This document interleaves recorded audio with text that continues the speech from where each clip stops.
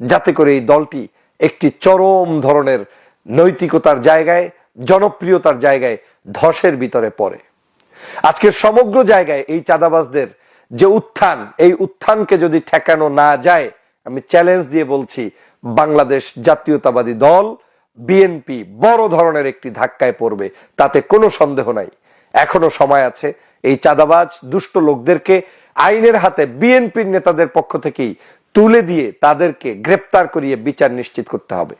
দ্বিতীয় ধান্দাবাজ যারা আজকের আবিষ্কার হয়েছে, তারা হচ্ছে কিছু সাবেক এমপি সুশীল সেজে বিএনপিকে ইসলামী মূল্যবোধ, বাংলাদেশের জাতীয়তাবাদী মূল্যবোধের মূল চেতনা, ধর্মীয় মূল্যবোধের মূল চেতনার সাথে টক্কর বাজানোর জন্য তারা পরিকল্পিত উপায়ে মাঠে নেমেছে।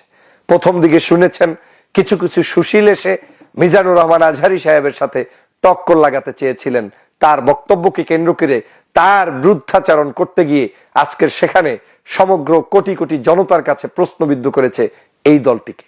শুধু কি তাকে? মাহফিলের ময়দানে মাহফিলগুলোকে বন্ধ করার মধ্য দিয়ে বিভিন্ন জায়গায় কিছু দুষ্ট চোর ডাকাত এই লোকেরা বিএনপির সাইনবোর্ড ব্যবহার করে সেখানে ষড়যন্ত্র করেছে, যেটা বিএনপিকে প্রশ্নবিদ্ধ করেছে।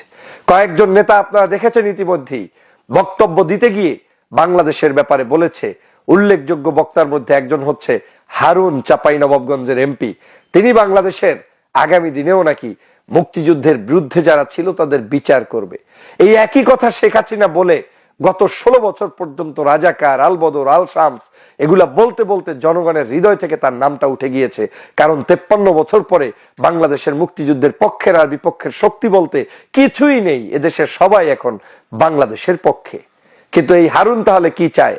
হারুন এদেশে জামাত শিবির নিধন করতে চায়, হারুন এদেশে ইসলামপন্থী মানুষদেরকে নিধন করতে চায়, হারুন এদেশে ইসলামপ্রিন্ত নাগরিকদের মাহফিল বন্ধ করতে চায়।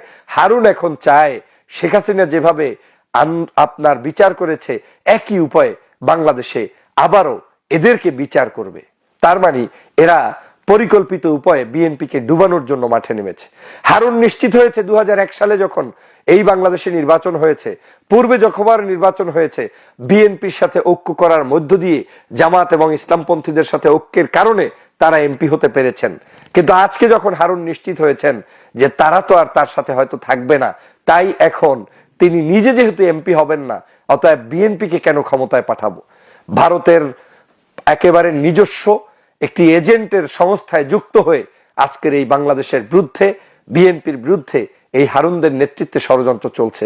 বিএনপি যদি এখনই সতর্ক না হয়, তাহলে বিএনপির কপালে এর চেয়ে ভয়াবহ পরিস্থিতি অপেক্ষা করছে, যেটা ভাষায় বোঝানো যাবে না।